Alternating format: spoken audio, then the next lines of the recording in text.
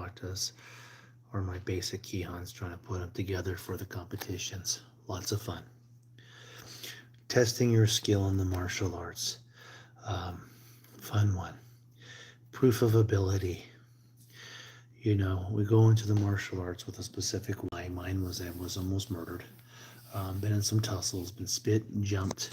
Um, I've been poked with a pencil.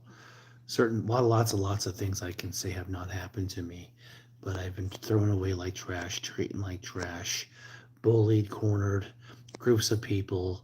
Um, I wouldn't say a hard life, Generation X. That was normal to me. Anyhow, we all have a reason why, but don't need to necessarily prove your ability. Accept yourself. I was taught martial arts is about you. The true fight is within you, and the self-defense or the fighting is a part of it. But we should never be there for just or that. It's a part of it. It's growth and overall health, physical athleticism, like running on a treadmill. Of course, the sport part, if you like the soccer, we have the tournaments are wonderful for your development in martial arts.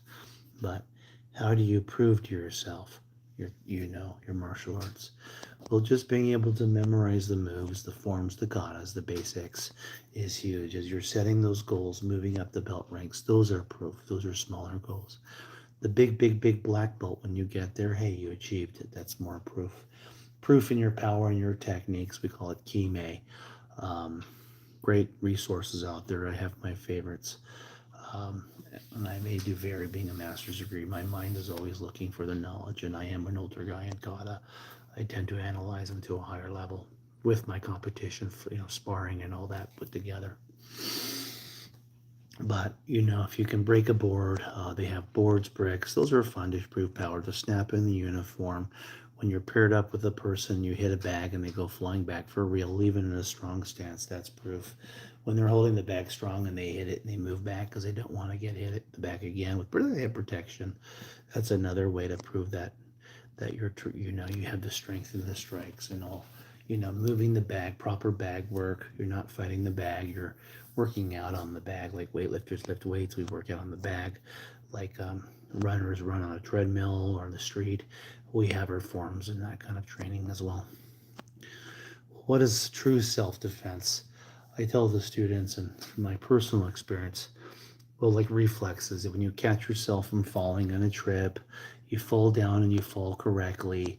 Instead of tripping, you step over. Maybe you trip and you catch your fall. Balance. They just happen in reflexes. They have the fight, flight, or freeze hormone. When under attack, you decide to fight. When under attack, you decide to run. Or like a deer in headlights, when they're attacked, you just freeze. Well, I just add karate to those. Karate fight, karate flight, karate freeze. However, sorry for the people watching. I'm just kind of randomly going off on topic here. But for self-defense, it just happens. You train and train and train and hope you don't have to use it. But if it happens, you do what you need to get away. I won't go into any encounters, but I had one with a dog that was accidental. Out of everything I could have done, a simple rising knee is what I did, and that created alpha for my Caesar Malone videos. What not to do. Don't go looking for fights. You'll find them. FYI, bars are high escalation areas. Had an accident when I was in my 20s. I'm 48 now. The gentleman did go to jail. I think he swung everything but the kitchen fence or the kitchen sink. But that was a high escalation zone area. And I did walk away okay. It was a de-escalation situation. I think he was so confrontational. We were fighting over who's going to buy each other a drink. I was younger, but I did learn. Don't go setting up fights. It's illegal. Join a tournament. Those are funner. Much more fun for the people who do like, political correctness. But true self-defense is reactionary. You're not like in a contact sport event. You're just doing what you knew to get away, going back to the force continuum. What to do is to use proper verbal de-escalation, not go looking for a fight, stay away. Improve your skills as a martial artist. Physically will carry you a certain way. Not a victim mentality, but a trained mentality. They'll notice you. And then, of course, proper communication. If you're a certain way, Well, you can escalate high conflict people, people looking for trouble. If you can communicate calm, cool, collected, and maintain your confidence and your ground. I'm not a teacher of those great resources. Look at the previous video. Um, for your brain, wonderful to be able to de-escalate the situation. And who knows, when it comes to bully rules, avoid it or ignore. For tell teacher, for kids, for adults, report, collect evidence.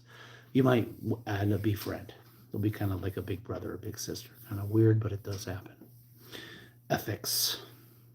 Following those rules, following those guidelines, following the force to force continuum, proper de escalation, right? We're not there to learn how to fight. We're learning there to learn how to survive and maybe stop a whole incident that could potentially happen. So, again, using proper good manners, good behavior, don't go looking, communication, proper posture. You're right. If someone looks at you, give them a nod, say hi, don't be mean, don't give them a mean look or flick them off. That would be bad. How you carry yourself is how people will perceive you. I know I'm covered in tattoos, but I don't typically like to show them. A person's a certain way. It's a certain image, but if you can look pretty squeaky clean with confidence, people will treat you as such. Should make sure you're a good person, have good values, good etiquette, good respect, that kind of stuff. And if you don't know what it is, that's fine. There's great books on that too, or Google search. Your overall character shows who you are. The more you know, the more you have, the more power you have. Knowledge is power. Um, so keep training your body physically, keep training your body mentally. Etiquette, always use the good manners, good behavior, be an accountable person, integrity person. If you cause an accident, say sorry, that kind of stuff. But don't be the other guy. Not very good and get you in a lot of trouble. Anyhow, I can't leave my Raskin note here, but the spirit, the karate spirit regarding what spiritual belief you have, or we're warriors to improve our body, our mind, our spirit. That's all. I happen to be a spiritual Christian, sorry, but I mean for myself, it does give me some food for thought. If the zones themselves teach, white is kind of not knowing, yellow is awareness, orange is high conflict awareness, red is the act of combat, black is the act of warfare.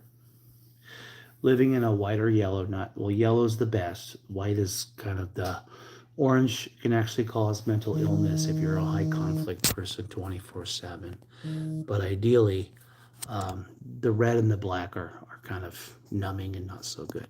Anyhow, there's me one more time practicing my basics. You guys have a wonderful day. My wife's